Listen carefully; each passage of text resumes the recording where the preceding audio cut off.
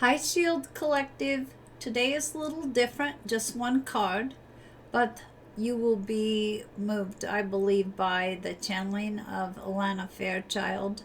This is a card from the Rumi Oracle and features his work also, along with her channeling. So your card is The Lion and the Deer. First, a poem by Rumi. When you enter the garden of the heart, you become fragrant like the rose. When you fly toward heaven, you become graceful like the angel. If you get burned like oil, you become brilliant. When you become thin like hair in yearning, your joy leads the way. You'll be the kingdom and the king. You'll be paradise and the guardian angel. You'll be infidelity and you'll be faith. You'll be the lion and you'll be the deer. You are the lion and the deer. You are bold, fierce, and vibrant, and you are silent, sweet, and gentle. If I should come to you in arrogance, you roar at me until my falsehood quakes in fear, so terrified it gives up the game and love's conquest happens yet again. If I should come to you in surrendered adoration, open to whatever you may wish, you are so gentle with me. Like a deer, you offer me nothing to fear or resist, so that I too become sweet and gentle, longing to submit to your tender ministrations. So then, I do not fear my own errors, for even if I stumble into arrogance, I shall be made wiser by your magnificent roar and become humble. If I become weak, I shall draw succor, evoking the tenderness in you. Whatever is needed to keep me true to love, is what you give me. For you are the holy lion, proud and mighty, and the sweet deer, gentle as the mildest breezes of spring. Hello, my old friend. Do you remember me? We are the oldest of friends. Ancient soulmates we are, acquainted over many lifetimes past and through many lessons learned together in the school of love. So here we meet again in this advanced spiritual training of the human experience, with the earth as our classroom. The moment is upon us to leave behind what we have once known, and to open up to the great mystery of life again. Our souls leapt from the divine oneness through the river of forgetfulness, and now dive into a body and a life. What a journey that leap begins! Let us embark on this studious adventure together. Let us honor the tiger and the lamb within each other, the lion and the deer. I can witness in you both the raging warrior who fights with unbreakable honor and the healer who brings together those things torn apart. Of course. For are we not all things?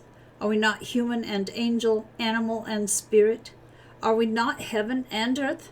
Are we not divine? And in being divine, being all things are divine. So we are here together in the school of love, not for the soul who still adheres to preference instead of curiosity, not for the soul who craves comfort instead of devotion to divine adventure.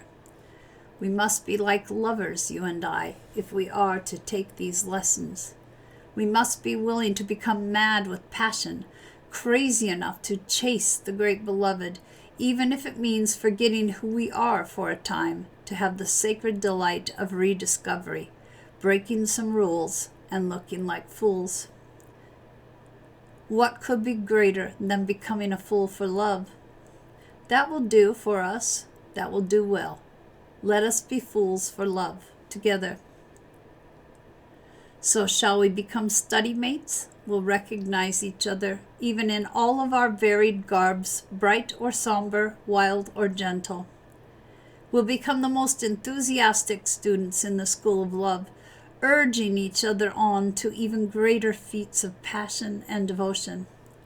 How we shall outdo each other in grand gestures and our unwavering commitment. This oracle brings you a special message. You are rediscovering a part of yourself that has been lost or submerged underneath more practical concerns. Of course, if practicality is about survival, then learning to be your true self is most essential and practical. All other paths lead to death of the soul. You are asked to bear the chaos of this rediscovery. It may be that talents from this or other lifetimes are reawakened and cause you some discomfort at first, even though they will ultimately bring joy and greater fulfillment. The discomfort may be around how those talents are best expressed, about overcoming shame, guilt, doubt, or other judgments. It may even be about who you are, if you now admit your talent or other emerging personality traits. Perhaps what is being unearthed in you now is darker, your sacred rage, refusal to accept disrespect in your life, your inability to tolerate lies and deceptions. Well then, you are the lion and the deer. That is nature. There is to be both in the world. You are not becoming contradictory or hypocritical. You are becoming whole. The guidance this oracle brings you is that you shall prosper most now if you are willing to unbecome what you have believed yourself to be. It was never really true anyway, that view. It was partial at best, and just a view, an identity, not a genuine reality. Some of your previous sense of self shall likely come with this transition into the fuller experience of your being, and some of that previous identity shall be shed as far too limiting. It just won't feel true for you anymore, if it ever did. Any crisis or confusion this brings you shall be temporary fuel to ignite the divine fires within. They simmer into life, cooking you from within, bringing all of your flavors, spicy and sweet, bitter and sour, into perfect balance, so that your being, your presence, becomes an exquisite dish served up as a divine feast. You shall become nourishment for the world in perfect balance. Your being will hold all, for it holds all within it. It will deny nothing and become a tonic to feed every taste, every appetite, every hunger, and every deficiency. What an extraordinary, sublime meal you shall be! How your presence shall nourish the world! And it all begins with shedding the either and the or, and recognizing instead the all. With such wild permission for unconditional love, you shall thrive in your beingness and feed the hungry world with a meal complete, satisfying, and exquisite.